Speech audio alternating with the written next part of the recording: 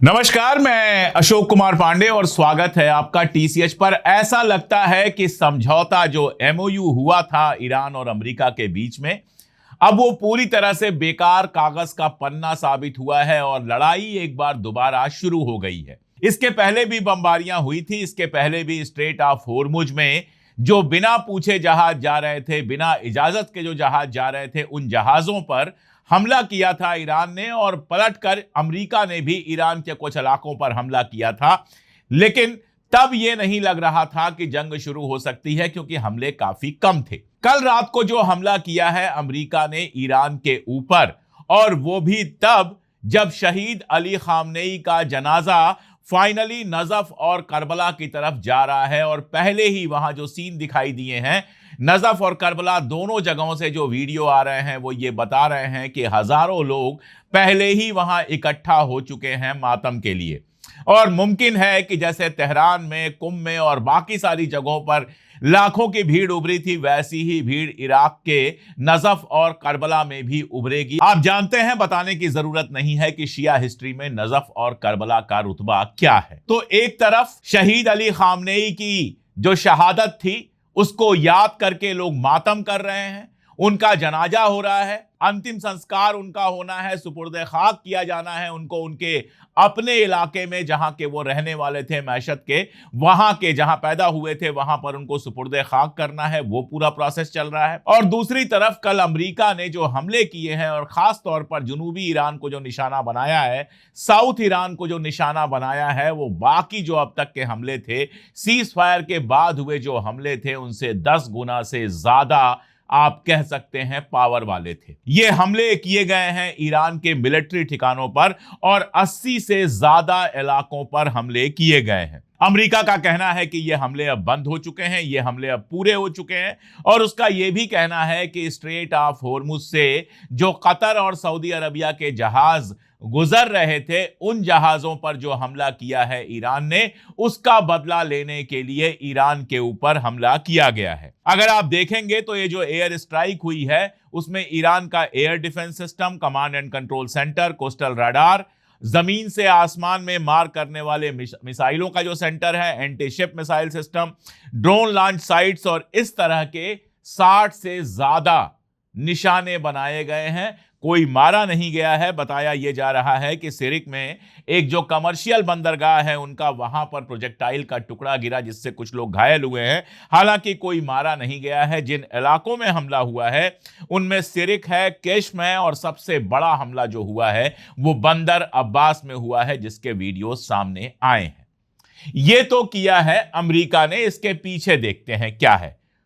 और तुरंत ईरान ने भी हमले किए हैं। जब हम ये वीडियो कर रहे हैं तो ये खबरें आई हैं कि कुवैत और बहरीन के ऊपर, बहरीन में 5th फ्लीट पर और कुवैत में कई सारी जगहों पर ईरान ने जबरदस्त हमले किए हैं। वहां भी तबाही हुई है। अमेरिका के जो बेसेस हैं उनको जबरदस्त नुकसान पहुंचा है। ये तो खबर है कहां से बम चला और कहां गिरा।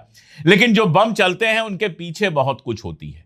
एक सोच होता है उनके पीछे कि क्या सोच के ये बमबारियां की गई हैं, और यह तय करना होता है कि यह आगे कहां तक जाएगा। यह एनालिसिस जरूरी है। बाकी कहां कितने बम गिरे ये तो आपको सोशल मीडिया पर पता चल ही जाएगा। उसके लिए अलग से बहुत ज्यादा बताने की जरूरत नहीं है। देखिए, 2 बातें मैं लगातार कह रहा हूं कि इस पूरी बातचीत में, एमओयू में 2 नुक्ते ऐसे हैं जो सबसे ज्यादा जरूरी हैं और जिनके पूरा होने की उम्मीद सबसे ज्यादा कम है। पहला स्ट्रेट ऑफ होर्मुज और दूसरा लेबनान।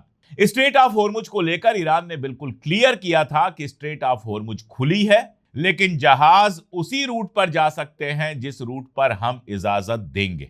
यानी ईरान ने बहुत क्लियर किया था कि स्ट्रेट ऑफ होर्मुज पर कंट्रोल जो होगा वो हमारा होगा। बिना हमारी इजाजत के जो हमने रूट डिसाइड किया है उससे अलग अगर कोई रूट पे जहाज जाएगा तो हम उस पर अटैक करेंगे। यह बात ईरान ने बहुत क्लियर कर दी थी। एमओयू के दोनों अपने अपने मानी निकाल रहे हैं। अमेरिका यह मानी निकाल रहा है कि स्ट्रेट ऑफ होर्मुज पहले की तरह हो गया।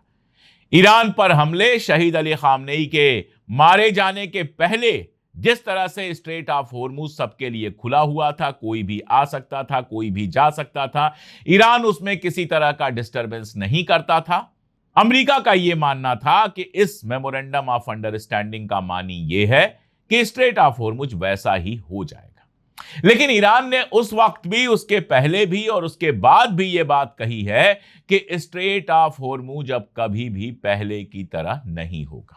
और उसकी ढेर सारी वजूहात हैं जिन पर मैं बहुत विस्तार से, बहुत डिटेल में आपसे बात कर चुका हूं। बहुत तफसील से मैंने बताया है कि स्ट्रेट ऑफ होर्मुज पर ईरान अपना क्यों कंट्रोल चाहता है। केवल पैसे का मामला नहीं है। जिन लोगों को ऊपर ऊपर से यह समझ में आता है कि यह केवल पैसे का मामला है, वो इस मामले को समझ ही नहीं पा रहे हैं। टॉल वसूलना एक मामला है, जिसको उसने कहा है कि सर्विस फीस वसूलेंगे, वो एक मामला है, वो ईरान की इकोनॉमी में एक इंपॉर्टेंट रोल निभाएगा। लेकिन उससे बड़ा मामला ईरान की अपनी सिक्योरिटी है। ईरान नहीं चाहता कि वहां से कोई ऐसा जहाज गुजरे जो ईरान की सिक्योरिटी के लिए खतरा बन सकता हो। मैं आपको एक बहुत पुरानी घटना याद दिलाता हूं। 90s की घटना है या 80s की, मुझे ठीक से ईयर नहीं याद है, जब इसी इलाके में हमला करके ईरान का एक पैसेंजर जहाज था, मतलब हवाई जहाज था, जिसमें जनता जा रही थी, आम लोग जा रहे थे, जैसे हम और आप हवाई जहाज में बैठकर मुंबई जाते हैं, कभी लंदन जाते हैं, कभी कहीं जाते हैं। ऐसे जहाज को अमेरिका ने मार के गिरा दिया था, जिसमें 300 से ज्यादा लोग हलाक हुए थे और अमेरिका ने कभी इसके लिए माफी नहीं मांगी। ईरान ने बहुत बर्दाश्त किया है। अगर आप देखेंगे तो ईरान ने पिछले 30-40 सालों में बहुत बर्दाश्त किया है और जंग की तरफ जाने से उसके बावजूद बचता रहा है। इसीलिए यह जंग शुरू होने से पहले कई बार कई लोगों ने कहा कि ईरान दूसरे इलाकों की जंग में तो हिस्सा लेता है, लेकिन खुद सीधे सीधे जंग में नहीं जाता है। इसकी वजह क्या है, ये बहुत सारे लोग पूछते रहे। वजह यही है कि ईरान एक जंग शुरू करके यहां और वहां दोनों तरफ तबाही नहीं चाहता था और जंग के लिए खुद को तैयार कर रहा था, क्योंकि यह भी जानता था कि अमेरिका और इजराइल एक न एक दिन अटैक जरूर करेंगे। हर अमेरिकी प्रेसिडेंट से बेंजामिन नेतन्याहू जाकर गिड़गिड़ा रहा था कि ईरान पर अटैक करें। लगातार पिछले 20 सालों से झूठ बोल रहा है कि ईरान बस कगार पर है, कभी भी वो एटॉमिक पावर बन सकता है। और ईरान जानता था कि कभी न कभी अमेरिका में कोई ऐसा बेवकूफ प्रेसिडेंट आएगा जो इजराइल की बात मानकर ईरान पर अटैक करेगा। ईरान उसकी ही तैयारी कर रहा था और इसीलिए स्ट्रेट ऑफ होर्मुज पर उसने कभी कंट्रोल नहीं किया, क्योंकि तुरुप का इक्का खेल की शुरुआत में नहीं फेंका जाता है। तुरुप का इक्का तब फेंका जाता है जब मामला बिल्कुल आर पार का हो जाए। तो जब जंग शुरू हुई तो वो तुरुप का इक्का ईरान ने फेंका और दुनिया को दिखाया कि स्ट्रेट ऑफ होर्मुज पर वो कैसे कंट्रोल कर सकता है। पहले भी उसने कई बार धमकियां दी हैं कि अगर हमारे ऊपर हमला होगा तो स्ट्रेट ऑफ होर्मुज को हम कंट्रोल कर लेंगे, स्ट्रेट ऑफ होर्मुज को हम ब्लॉक कर देंगे। लेकिन तब शायद अमेरिका, इजराइल और उसके पिट्ठुओं को यह समझ में नहीं आया कि ईरान वाकई ये कर सकता है। इसको कोरी धमकी समझा गया। जंग शुरू हुई, स्ट्रेट ऑफ होर्मुज को पूरी तरह से ईरान ने कंट्रोल किया, वहां से जहाजों की आवाजाही को पूरी तरह से बंद कर दिया। अब ट्रंप साहब जो स्ट्रेट ऑफ होर्मुज खुली हुई थी उसके बंद होने के जिम्मेदार हैं और सोचते ये हैं कि समझौता करके वो हासिल कर लेंगे जो जंग के मैदान में हासिल नहीं कर पाए, यानी स्ट्रेट ऑफ होर्मुज को खुलवा लेंगे। अब जब ये समझौता हो जाता है कि 60 दिनों के लिए स्ट्रेट ऑफ होर्मुज खुली रहेगी, तो वो क्या करते हैं? एक रूट वो है जिस पर ईरान इजाजत दे रहा है कि जहाजें जा सकती हैं। इन्होंने एक और रूट डेवलप किया ओमान से लगकर, ओमान से मिलकर नहीं, इसमें ओमान गवर्नमेंट नहीं शामिल है, लेकिन ओमान की तरफ वाले इलाके में इन्होंने एक और रूट डेवलप किया और इनका दावा यह है कि इस रूट से अमेरिका जहाजें निकलवाएगा। और ट्रंप लगातार दावा करते रहे हैं कि ईरान की अब स्ट्रेट ऑफ होर्मुज में नहीं चल रही है और हम जितने जहाज चाहें निकाल सकते हैं। ईरान का जो अटैक था 2 जहाजों पर, वो अमेरिका के इसी दावे का जवाब था। तो बहुत साफ है कि मेमोरेंडम ऑफ अंडरस्टैंडिंग में स्ट्रेट ऑफ होर्मुज को लेकर ईरान और अमेरिका की समझदारी अलग अलग है और ईरान स्ट्रेट ऑफ होर्मुज पर अपना कंट्रोल नहीं छोड़ेगा। इस बात को मैं कई बार कह चुका हूं और आज फिर अंडरलाइन कर रहा हूं कि ट्रंप चाहे जितनी धमकियां दे दें, ईरान स्ट्रेट ऑफ होर्मुज से अपना कंट्रोल नहीं छोड़ेगा। और जो कल रात को और आज सुबह हुआ है उसके बाद मुझे यह साफ दिखाई दे रहा है, जिस तरह के बयानात आए हैं ईरान से, उससे मुझे बहुत साफ दिखाई दे रहा है कि अगले 24 घंटों में ईरान स्ट्रेट ऑफ होर्मुज को फिर से पूरी तरह से ब्लॉक कर सकता है। इसके क्या असरात होंगे उन पर बात करूंगा, लेकिन पहले पॉइंट नंबर 2 जिसको लेकर मुझे शुरू से डाउट था और बहुत सारे लोगों को डाउट था, मैं अकेला नहीं था, कि यह मुद्दा कैसे सुलझेगा, वो मुद्दा है लेबनान का।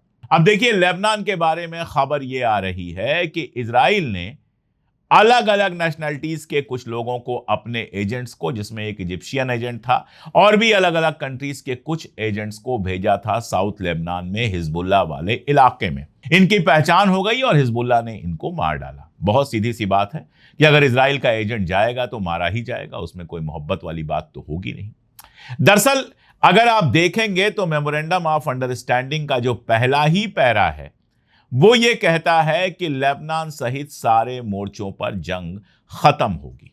पहला पैरा, पहली लाइन तकरीबन यही है। और कल जब ईरान के ऊपर अटैक कर रहा था अमेरिका, ठीक उसी वक्त इजराइल जुनूबी लेबनान पर अटैक कर रहा था, साउथ लेबनान पर अटैक कर रहा था, और ये अटैक्स रुके ही नहीं है। लेबनान वाले मुद्दे पर ईरान बिल्कुल क्लियर था। कल भी कालिबाफ का बयान आया है कि जब तक लेबनान के बॉर्डर पर जंग नहीं रुकती है, आगे बातचीत का कोई मतलब नहीं है। तो ट्रंप को यह लगा था कि मेमोरेंडम ऑफ अंडरस्टैंडिंग साइन हो जाएगा, जैसा जेडी वांस ने बीच में बोल भी दिया था, और इन 60 दिनों में हम अपने इंटरसेप्टर्स नए तरीके से बना लेंगे जो खत्म हो गए हैं। इन 60 दिनों में हम ढेर सारा तेल इकट्ठा कर लेंगे। हमारे जो लघुए भगुए हैं, जो कंट्रीज अमेरिका के कैंप में हैं, वो भी ढेर सारा तेल इकट्ठा कर लेंगी। तो जो तेल का संकट है, जो आयल का प्रॉब्लम है, वो खत्म हो जाएगा। दुनिया के पास आयल रहेगा और उसके बाद 1-2 महीने जंग चलाकर हम ईरान को खत्म कर देंगे। ये पूरा प्लान था डोनाल्ड ट्रंप का। और खास तौर पर जो मिड टर्म इलेक्शन होने हैं वो भी अगर निपट जाते हैं इस बीच में, तो इससे बेहतर क्या हो सकता था डोनाल्ड ट्रंप के लिए। इसलिए प्लान ये था, और इस प्लान में वो कभी ईमानदार था ही नहीं कि लेबनान में जंग रोकी जानी है। अगर वो होता ईमानदार तो जो अखबारों में बयान चलाए गए कि नेतन्याहू को ये बोल दिया, नेतन्याहू को वो बोल दिया, जिन बयानों पर कम से कम मैं कभी भरोसा नहीं करता हूं, उन बयानों को अमली जामा पहनाया जाता, कहा जाता इजराइल से कि लेबनान से बाहर निकलो और जंग को खत्म करो। लेकिन नहीं, ये सब नहीं हुआ। हुआ क्या? मार्को रूबियो जाता है खाड़ी में। जब यह खबर अमेरिका के पास पहुंचती है कि खाड़ी के मुल्क ईरान के करीब जा रहे हैं अपनी सिक्योरिटी के लिए, तो वो जाता है खाड़ी में और खाड़ी के देशों के साथ मीटिंग होती है, जिसमें सऊदी अरबिया भी शामिल होता है, यूएई भी शामिल होता है, कुवैत भी शामिल होता है, बहरीन भी शामिल होता है। सारे ये कंट्रीज सारी शामिल होती हैं और वहां एक साझा बयान जारी करवा के होर्मुज के मसले पर ईरान की मजम्मत होती है। और उसके बाद लेबनान वो जाता है और लेबनान में समझौता करवाता है इजराइल और लेबनान के बीच, लेबनान की गवर्नमेंट के बीच। और वो समझौता ऐसा है कि हिजबुल्लाह वाले इलाके में ऑपरेट करने के लिए इजराइल की आर्मी को पूरी छूट मिलती है। यानी जंग खत्म करने की जगह जंग को तेज करने और जंग में इजराइल का फायदा पहुंचाने की सारी प्लानिंग होती है। अब आप खुद बताइए कि जब अमेरिका एक हाथ से अमन की बात कर रहा है, दूसरे हाथ से एक ऐसा समझौता करवा रहा है जिसके बारे में सब जानते हैं कि न तो हिजबुल्लाह राजी होगा और न ही ईरान राजी होगा, तो उसकी नीयत पर शक क्यों नहीं किया जाना चाहिए। यह हमला होने के पहले भी यह खबर आ चुकी थी कि अमेरिका ने कहा कि ईरान के जो तेल के ऊपर सैंक्शंस हमने हटाए थे वो हम फिर से लगाने जा रहे हैं। कहा जा रहा है कि 16 अगस्त से वो सैंक्शन फिर से लागू हो जाएंगे, यानी ईरान अपना तेल नहीं बेच सकता है, ये कहा जाएगा। अब नरेंद्र मोदी जो चाबहार पे दोबारा बात करने की बात कर रहे थे, इसके बाद क्या करेंगे? फिर पीछे हट जाएंगे या ट्रंप से कहेंगे कि ये रोज रोज का तमाशा बंद करो? ये हम नहीं जानते। दूसरी चीज की उम्मीद बहुत कम है, पीछे हटने की उम्मीद बहुत ज्यादा है। तो जब आपने आयल पर सैंक्शन लगा दिया, जब आपने ईरान के ऊपर अटैक कर दिया, जब आपने कतर को मना कर दिया, मार्क रूबियो कतर को मना करके आया था कि ईरान का जो फ्रोजन एसेट है उसको रिलीज ना करो। कतर इस बात के लिए तैयार हो गया था कि ईरान का जो पैसा कतरी बैंकों में है उसको वो रिलीज कर दे, लेकिन मार्को रूबियो उसको मना करके आया, जिसके बाद कतर ने रिलीज नहीं किया। तो ईरान के फ्रोजन एसेट आप रिलीज नहीं करोगे, लेबनान में जंग जारी रखोगे, सैंक्शंस लगा दोगे और उसके बाद उम्मीद करोगे अमन होगा? नहीं, अब अमन की उम्मीदें बहुत कम हैं। और सबसे बड़ी मुश्किल किसी के सामने है तो पाकिस्तान और कतर के सामने है, क्योंकि यही बिचौलिए थे और यही लोग अमन की कोशिशों में लगे हुए थे, समझौते की कोशिशों में लगे हुए थे। इन्हीं लोगों ने ईरान और अमेरिका के बीच में समझौता कराया था। देखिए प्रॉब्लम क्या है, इस बात को समझिए। जैसे मान लीजिए भारत और पाकिस्तान के बीच में एक जंग जैसा मामला बना ऑपरेशन सिंदूर के समय, और हम ये मान लें कि ट्रंप सही कह रहा है, उसके कहने पर ईरान और अमेरिका ने जंग रोक दी। तो यहां अमेरिका के पास एक लिवरेज ये है कि पाकिस्तान को भी अमेरिका की सुननी पड़ेगी और नरेंद्र मोदी यानी कि हिंदुस्तान को भी अमेरिका की सुननी पड़ेगी। दोनों में से अगर कोई रास्ते से भटकता है, वायलेट करता है, जैसे मान लीजिए ऑपरेशन सिंदूर खत्म हो गया और उसके अगले दिन पाकिस्तान ने कोई हरकत की होती, तो ट्रंप के पास यह पावर है कि आसिम मुनीर को वो फोन लगाता और कहता कि तुम्हारा दिमाग खराब हो गया है, जब मैंने समझौता करवाया है तो तुमने दोबारा अटैक कैसे कर दिया। या इसके उलट मान लीजिए भारत ने कोई अटैक कर दिया होता तो वो मोदी को फोन लगा सकता था और मोदी से कह सकता था कि जब मैंने समझौता करवाया था तो तुमने अटैक कैसे कर दिया। तो जब एक मजबूत ताकत ये काम करती है, बिचौलिए का काम करती है, तो वो दोनों पावर्स आपस में लड़ रही हैं उनके ऊपर उसका कंट्रोल होता है और वो उनके ऊपर प्रेशर बना सकते हैं। लेकिन जब एक कमजोर पावर ये काम करती है जिनका दोनों पक्षों पर कोई कंट्रोल नहीं है, तो उसकी मुश्किलात अलग होती हैं। ना तो आसिम मुनीर कालिबाफ को फोन लगाकर यह कह सकते हैं कि यार बर्दाश्त कर लो, अमेरिका अटैक कर रहा है, मत करो अटैक, स्ट्रेट ऑफ हॉर्मुज को खोल दो। नहीं कह सकते आसिम मुनीर, उनको पता है कि कालिबाफ कहेंगे फोन रखो, मुझे तुमसे कोई बात नहीं करनी। और ट्रंप से कुछ कहने की हिम्मत तो है ही नहीं आसिम मुनीर की। पता नहीं इस समय फोन लगाएंगे तो ट्रंप फोन उठाएगा या उसका कोई सेक्रेटरी फोन उठाकर रख देगा।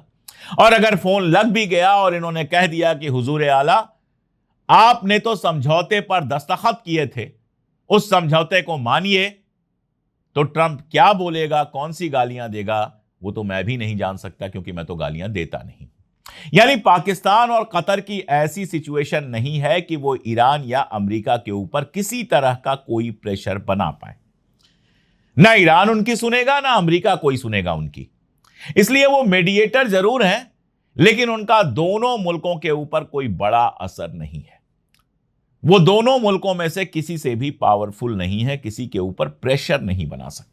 अब ऐसे में आप सोचिए कि बिचौलिया क्या करेगा। दो बड़े लोग अगर आपस में लड़ रहे हैं तो कोई छोटी ताकत उनमें से किसी को क्या समझा सकती है? आप जानते हैं, कुछ नहीं समझा सकती। इसलिए मीडिएशन के बावजूद पाकिस्तान और कतर के पास वो अथॉरिटी नहीं है कि इस जंग को रुकवा सके। इस जंग को सिर्फ एक ही चीज रुकवा सकती है और वो है बाजार। आज अभी जल्दी का दिन है, अभी तक जो हमले हुए वो सैटरडे संडे में, वीकेंड में होते हैं। आज अभी बुधवार है और बुधवार को ही हमले हो गए, यानी गुरु शुक्र शनि रवि 4 दिन ऐसे हैं कि ये जंग चल सकती है। 4 दिन ऐसे हैं कि ईरान के ऊपर अमेरिका और अटैक्स कर सकता है। और अगर इन 4 दिनों के अटैक में बाजार का सत्यानाश हुआ, क्योंकि 60 दिनों में ऑयल का जो स्टॉक था वो भरना था, आज ऑयल स्टॉक नहीं भरा है। आज जरा सी गड़बड़ी होगी, फिर ऑयल के प्राइसेस, तेल के, क्रूड ऑयल के प्राइसेस आसमान पर जाएंगे, फिर तेल की कमी होनी शुरू हो जाएगी, फिर पेट्रोल पंप खाली होने शुरू हो जाएंगे और इंटरनेशनल इकोनॉमी पर जबरदस्त दबाव पड़ेगा, अमेरिका के ऊपर भी जबरदस्त दबाव पड़ेगा। तो अगर इन 4 दिनों में कुछ हो जाता है तो हो जाता है, वरना यही होगा कि इन 4 दिनों में इधर से हमला होगा, उधर से हमला होगा और मंडे को ट्रंप का बयान आ जाएगा या संडे की देर रात ट्रंप का बयान आ जाएगा कि ईरान से बातचीत फिर शुरू हो गई है। लेकिन यहां सवाल यह भी है कि क्या सिर्फ ट्रंप के कहने से मामला सॉल्व हो जाएगा? क्योंकि ईरान, आप जानते हैं कि तब तक कफन दफन पूरा हो चुका होगा, सुपुर्दे खाक हो चुके होंगे सुप्रीम लीडर आयतुल्लाह खामनेई, और ईरान इस बात को समझ चुका होगा कि अमेरिका पहली 2 शर्तें किसी भी हाल में नहीं मान रहा है। तो क्या ईरान यूं ही मान जाएगा बातचीत चलाते रहने के लिए? जिस तरह के बयान आए हैं जिसमें कहा गया है कि मेमोरेंडम ऑफ अंडरस्टैंडिंग अब पूरी तरह से खत्म हो चुका है, अमेरिका ने पूरी तरह से खत्म कर दिया है, उसके बाद बहुत मुश्किल है कि ईरान बातचीत की टेबल पर आसानी से लौट आए। वो जो शर्तें रखेगा उसको मानना अमेरिका के लिए बहुत मुश्किल हो जाएगा। इसलिए दिन खतरनाक है आने वाले 2-4 दिनों तक देखना होगा, खासतौर पर संडे तक देखना होगा कि ईरान के मोर्चे पर क्या क्या होता है। मैं जो भी डिटेल्स मेरे पास होंगी, जो भी एनालिसिस मेरे पास होगी, उसके साथ लगातार आपके साथ बना रहूंगा। आप भी हमारे साथ बने रहिए। वीडियोस को जरा दोस्तों रिश्तेदारों तक पहुंचाइए। मैं 2 दिन जरा अपने निजी काम से नहीं आ पाया तो आप लोगों ने शिकायतों का अंबार लगा दिया। कई लोग तो ये सवाल पूछने लगे कि खामनेई साहब के फ्यूनरल पर अशोक पांडे रिपोर्ट क्यों नहीं कर रहा है, जबकि उसके पहले के भी 2-3 वीडियोज में मैंने फ्यूनरल पर बहुत डिटेल दी थी और मैं लगातार रिपोर्ट करता रहा था। चलिए, आपकी शिकायतें सर माथे पर, इंसान हूं, मुझे भी कभी कभी छुट्टियां चाहिए होती हैं, लेकिन मैं भी तो आपसे शिकायत करूंगा। वीडियोस को जरा दोस्तों रिश्तेदारों तक भेजिए, चैनल को सब्सक्राइब कर लीजिए और हमारी ताकत बनिए। चैनल की मेंबरशिप ले लीजिए, कोई खास मुश्किल काम तो है नहीं। एक कोड है जिसको स्कैन करना है या फिर पिन कमेंट में लिंक है जिसको फॉलो करना है। आप हमारी ताकत बनेंगे तो हम लगातार पूरी हिम्मत के साथ वो सच कहेंगे जो कहने की हिम्मत कम लोगों में है। आज के लिए इतना ही, बहुत शुक्रिया।